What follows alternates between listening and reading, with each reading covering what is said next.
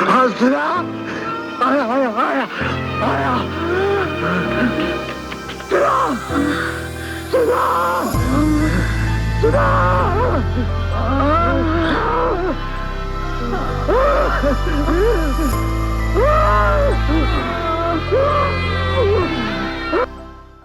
दिल गया दिलबर चला गया, दुनिया से अदायगी का ट्रेजेडी किंग चला गया।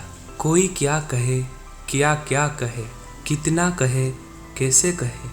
इस थोड़े से वक्त के छोटे से प्याले में इस मोहब्बत, इस अकीदत, इस चाहत, इस श्रद्धा और इस इज्जत का समंदर कैसे भरे। जैसे सिनेमा का एक युग, एक सदी का अंत हो गया। ये कितनी खुशकिस्मती की बात है एक स्टार के लिए कि कोई उनका मर्दे काबिल ना पहले था, ना ही आज तक पैदा हुआ है। यानी दिलीप साहब। तुम्हारा बेटा खो गया है शिखर। नहीं, खो गया है तुम्हारा बेटा। ये सब कैसे हुआ? कौन सी कमी रह गई हमारे प्यार में? क्या भूल हुई हमसे? मेरी समझ में नहीं आता। दिलीप साहब फिल्मी पर्दे पर अपनी अदाकारी और संवाद जिस ठहराव से बोलते, उनके भाव और प्रतिभा देखकर लोग अपनी सूझबूझ खो बैठते थे।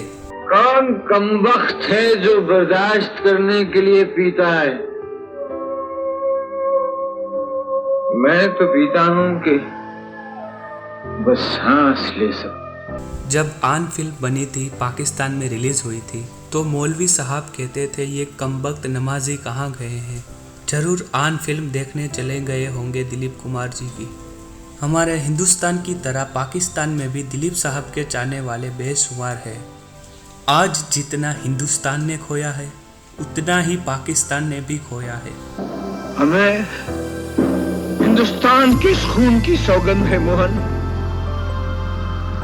हम इस खून से आसमान पर इनकलाब लिख देंगे, क्रांति लिख देंगे। आने वाली नस्लें तुम पे नाज करेगी ये लोगों, जब उनको ध्यान आएगा कि तुमने दिलीप को देखा था। ये जावेद अख्तर जी ने दिलीप साहब के लिए कहा है।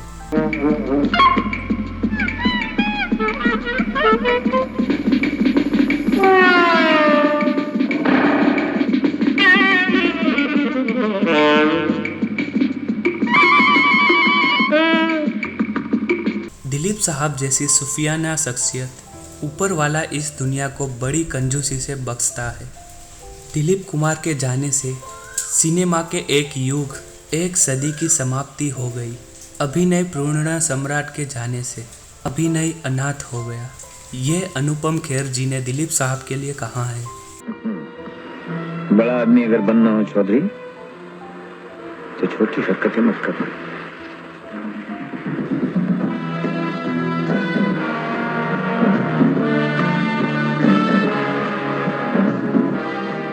तनाव रक्त दरक था, जिसके साये के नीचे पिछले 75 साल तक इंडस्ट्री फल फूल रही थी। आज हम उस साये से महरूम हो गए। ये दिलीप साहब के लिए रजा मुराद जी ने कहा है। अरे मीना कुमारी का कभी कोई पिक्चर देखा है तुमने? ठम ठम ठम पायल मोरी रे बाजे चोरी चोरी रे तारा टोरी टोरी रे मारा मोरी मोरी। बात अगर इतनी ही थी तब भी बहुत बड़ी थी, लेकिन हैरत तो ये है कि बात उससे भी बड़ी है। वो एक एक्टर ही नहीं, इंस्टीट्यूट थे। बड़े बड़े सुपरस्टार दिलीप साहब की फिल्में, उनकी फिल्मों की कहानियाँ, दिलीप साहब के ड्रेसेस, उनका अंदाजे बयां, कोई ऐसा सीन डिस्कस करके अपने राइटर से कहकर अपनी फिल्मों में लिखवाते।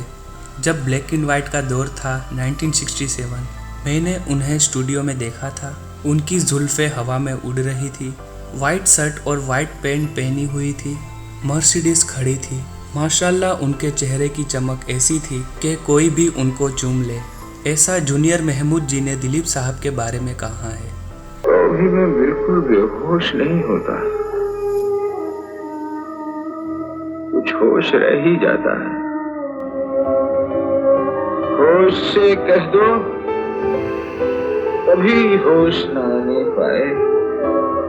दिलीप साहब की बात है कि लट उनके पेशानी पर आई तो उस वक्त में वो फैशन में तब्दील हो गई। उड़े जब जब जुल्फे तेरी, कंवरियों का दिल मचले, कंवरियों का दिल मचले जिंद मेरी। चाहे उनके सर पर बाल हो या ना हो, हर कोई दिलीप कुमार जी जैसा दिखना चाहता था। एक इंसान अपनी परफॉर्मेंस से इस कदर लोगों को मुतासिर करता है कि देखने वाला उस शख्स की पैरवी करने पर मजबूर हो जाता है। बहुत से कलाकार ऐसे थे जो दिलीप साहब की अदाकारी देखकर अपनी परफॉर्मेंस देते थे। उस दौर में कॉलेज के ज़माने में जिस लड़के को डांटना होता था, तब टीचर उनको यही कहते थे, तुम अपने आप को समझते क्या हो, बड़े दिलीप कुमार बने फिरते हो। इस कदर लोगों के दिलो दिमाग पे दिलीप साहब छाए हुए थे। विश्व प्रताप सिंह है मेरा नाम। सिंह शेर को कहते हैं और विश्व प्रताप सिंह एक शेर की तरह जिया है और एक शेर की तरह ही मरेगा वो। और शेर को अपने बच्चों की हिफाजत के लिए शिकारी कुत्तों की जरूरत नहीं है।